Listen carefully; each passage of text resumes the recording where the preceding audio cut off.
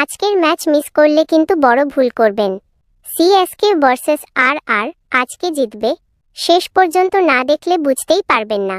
একদিকে আছে Chennai super Kings, যেখানে আছে এমএস ধোনির অভিজ্ঞতা, যে কোনো সময় ম্যাচ ঘুরিয়ে দিতে পারে। অন্যদিকে রাজস্থান রয়্যালস, সঞ্জু স্যামসনের অ্যাগ্রেসিভ ক্যাপ্টেন্সি, যে শুরু থেকেই আক্রমণ করতে ভালোবাসে। এই ম্যাচটা শুধু একটা ম্যাচ না, এটা এক্সপিরিয়েন্স ভার্সেস অ্যাগ্রেশন।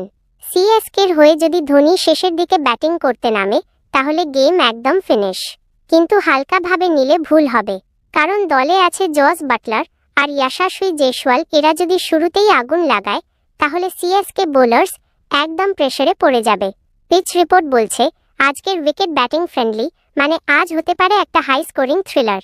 একটা ওভার, একটা ক্যাচ এই ম্যাচের ভাগ্য বদলে দিতে পারে। তাহলে এখন বলুন, আপনার মতে আজ কে জিতবে, সিএসকে না আরআর?